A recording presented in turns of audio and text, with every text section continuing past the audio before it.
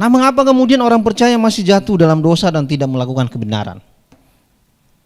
Karena sudah dibangun kebiasaan-kebiasaan yang selama ini tidaklah berakibat dosa. Karena begini, kadang-kadang kita mau jadi orang Kristen bukan karena pengenalan kita akan Tuhan. Banyak hal. Kita menjadi orang Kristen karena memang dari sononya kita udah jadi orang Kristen. Keluarga kita yang sudah jadi Kristen.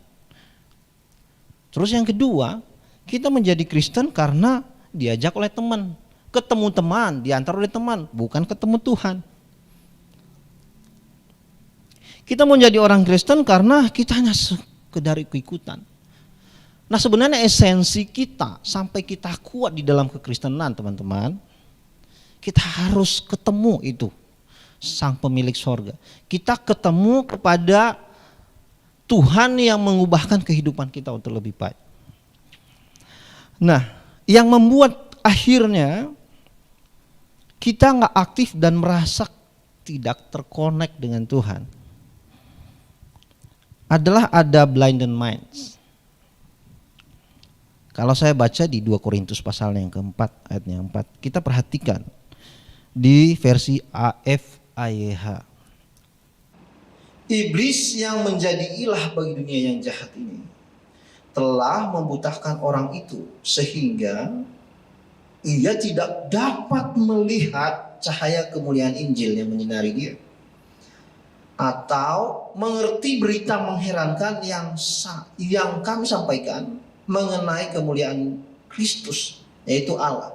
Iblis yang menjadi ilah bagi dunia yang jahat telah membutakan orang itu. Saya berulang kali teman-teman kasih tahu bahwa apa sih visi misi iblis di dunia ini. Sebenarnya cuma 3M. Yang pertama, iblis itu mencuri. Yang kedua, pekerjaan iblis hari-hari adalah membunuh. Yang ketiga adalah membinasakan. Sehingga itu ada sesuatu yang menutup kita dan hidup di dalam keadaan itu sehingga kita tidak dibukakan apa-apa. Kita tidak merasakan apa-apa. Kalau teman-teman boleh cross check diri siang hari ini dan sedikit mundur ke belakang beberapa tahun yang lalu, pertama sekali menjadi anak muda yang percaya kepada Yesus. Dan sehingga beribadah bertahun-tahun, melayani bertahun-tahun, tetapi ada sesuatu yang menghambat, sepertinya kita nggak ada merasakan apa-apa. Nah, itu sebenarnya teman-teman ada sesuatu yang menghambat, ada sesuatu yang menutup kita, kemudian kita tidak merasakan apa-apa.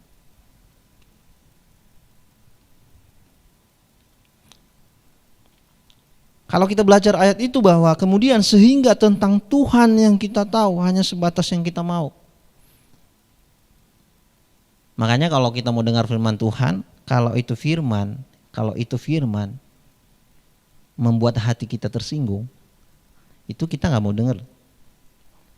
Kalau khotbah atau sharingnya teman-teman yang kemudian itu malah bukan membuat hati kita lega, tetapi sepertinya ini orang melukai hati saya, menyinggung saya. Hati-hati teman-teman. Berarti ada sesuatu yang sedang ditutupi dalam mata rohani kita. Nah, di 2 Korintus pasal yang ketiga, ayatnya yang ke-14. 2 Korintus pasal yang ketiga, ayatnya yang ke-14. Tetapi pikiran mereka telah menjadi tumpul, sebab sampai pada hari ini selubung itu masih tetap menyelubungi mereka. Jika mereka membaca perjanjian lama itu tanpa disingkapkan, karena hanya Kristus. Nah, hanya Kristus saja yang dapat menyingkapkan hal itu. Tetapi pikiran mereka telah menjadi tumpul, Sebab sampai pada hari ini selubung itu masih tetap menyelubungi mereka. Nah, kalau sebenarnya bahasa sehari-hari selubung ini sepertinya bukan bahasa asing.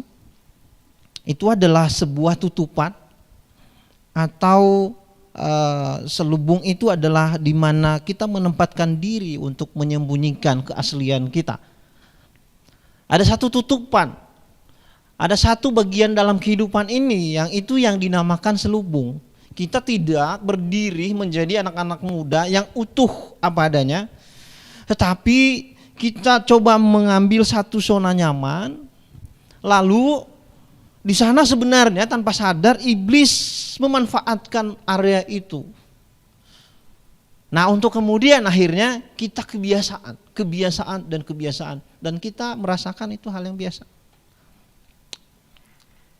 Nah, tema yang saya angkat, aku bukanlah aku. Kalau kita masih ada di dalam kehidupan yang lama, kita masih tetap aku. Tapi kalau kita menangkap dari 2 poin ini aja, kita sudah beralih pada kehidupan yang baru.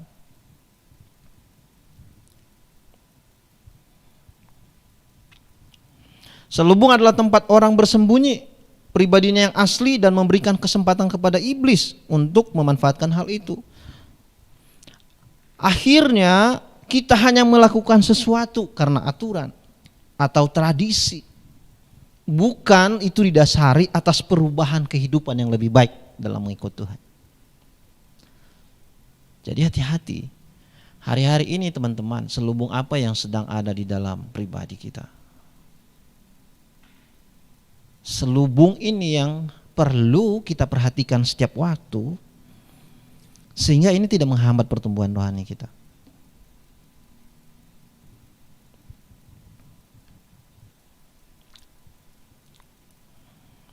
Saya tambahkan sedikit lagi bahwa kadang-kadang kita bergumul di bagian dosa yang merasa kita tertuduh setiap hari. Nah, kita sudah banyak mencari cara bagaimana kita keluar dari sini.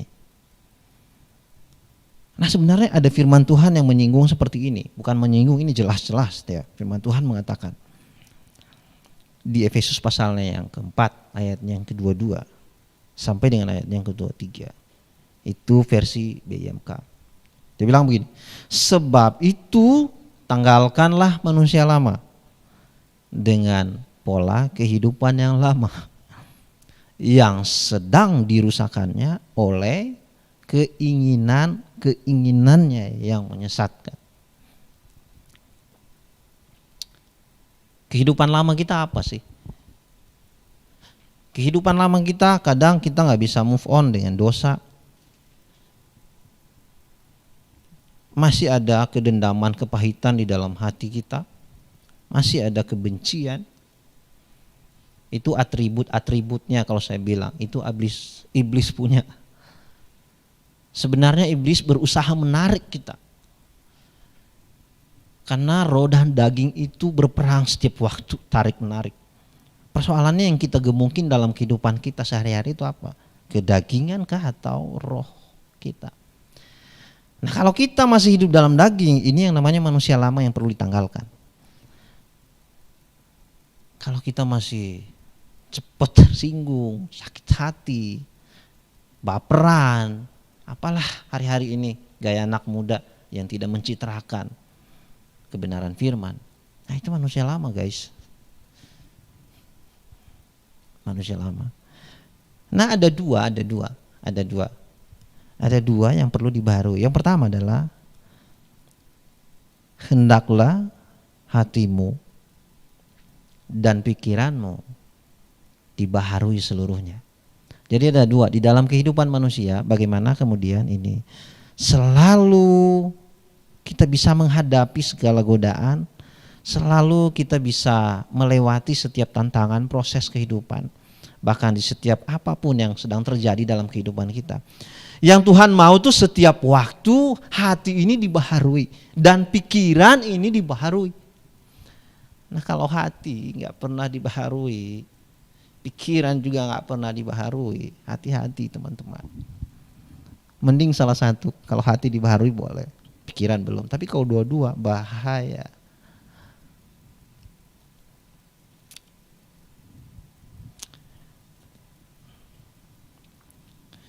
Jadi jika kita membuka diri dan benar mengalami pengenalan akan Tuhan, saya bilang begini, bukan kita lagi yang mengeluarkan selubung itu.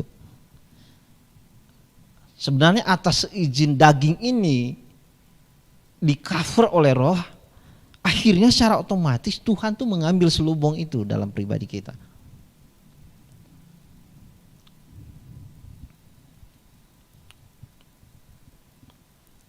Ada dua hal penting yang perlu kita ubah, cara kita berpikir dan Roh Kudus yang selalu mengendalikan dan mengontrol kehidupan kita.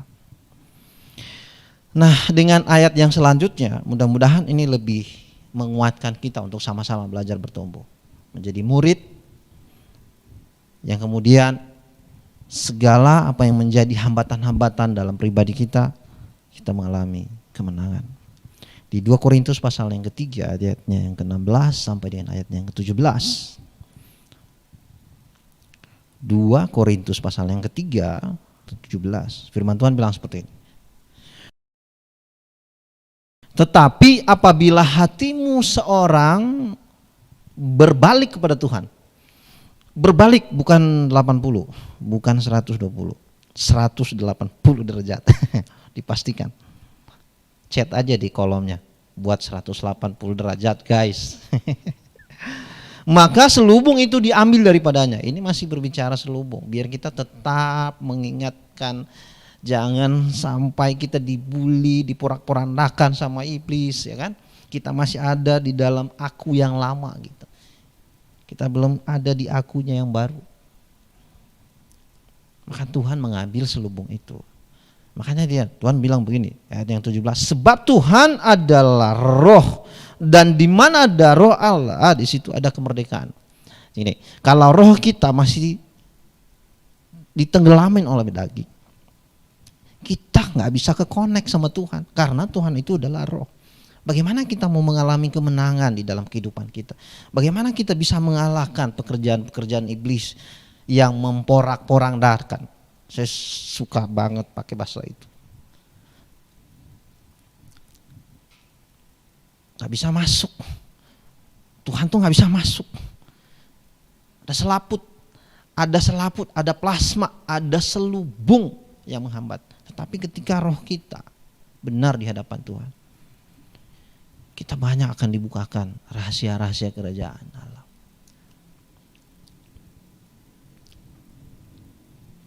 Jadi pastikan bahwa kita akan mengalami kemerdekaan itu. Karena kalau kita masih ada di akunya yang lama, kita belum ada di satu titik kemerdekaan. Ketidakmungkinan kita selamat tanpa Tuhan, di sini akhirnya Tuhan berinisiatif melepaskan kita dari lumpur dosa. Ini yang dimaksud impossible. Kita nggak bisa ngeluarin diri dari dosa.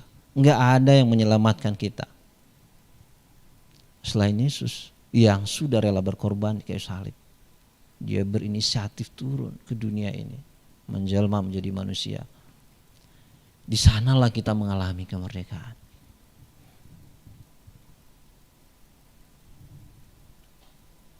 Selain hati yang dibaharui, roh kita juga terhubung.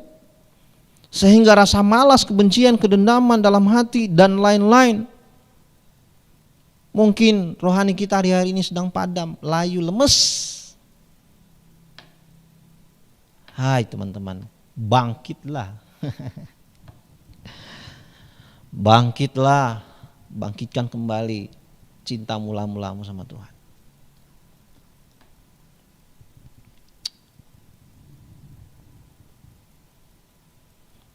Bagaimana hal ini bisa akan terjadi dan sehingga itu tetap dia bersinar. Kerohanian kita itu tetap tambah naik, nggak makin turun. Kita semakin bertumbuh dan semakin bertumbuh. Ya saya mengajak teman-teman semua, yang pertama adalah harus kita ibadah, ikut ibadah. Harus ikut lope. Kalau kita sebagai pelayan harus ikut align. Renungin firman Tuhan setiap hari. Harus bangun kehidupan pribadi di setiap komunitas-komunitas yang ada. Karena kita nggak bisa hidup tanpa orang lain. Karena lewat komunitas, lewat persekutuan, lewat teman itu ngingetin kita akan hal-hal yang tidak baik dan akhirnya sama-sama nguatin satu dengan yang lain. Ya, biar kita kemerdekaan itu tetap terjaga. Karena ada satu istilah kata bahwa untuk meraih sesuatu itu gampang, tapi mempertahankan. Kalau kita sudah merdeka di dalam dosa, nah persoalannya kita harus menjaganya dengan baik. Nah mungkin gak harus kita berpikir setiap hari seakan-akan terkoneksi dengan Tuhan, tapi lewat wadah, lewat komunitas, lewat persekutuan inilah. Akhirnya kita akan di reminder terus, kita diingetin terus, yo deket sama Tuhan, cari Tuhan, selalu berdoa sama Tuhan, selalu berpengharapan kepada Tuhan. Tanpa Tuhan kita gak bisa buat apa-apa. Yehezkiel pasal yang ke-36 ayatnya yang ke-26 ayat 27. Ini pekerjaan Tuhan yang dahsyat yang beberapa hari lalu kita sudah membaca kitab Yehezkiel ini. Kamu akan kuberikan hati yang baru, wow, dan roh yang baru di dalam batinmu, dan aku akan menjauhkan dari tubuhmu hati yang keras, dan kuberikan kepadamu hati yang taat. Tadi saya singgung di awal bahwa kemudian ketika kita mengizinkan Tuhan yang mengatur hidup kita, sehingga kita nggak punya hak lagi dalam hidup kita ini. Akhirnya ini yang terjadi, bahwa Tuhan yang akan bekerja mengubahkan itu semua. Asalkan kita berkenan padanya. Dia memberikan hati yang baru setiap hari, roh yang baru setiap hari. Bahkan hati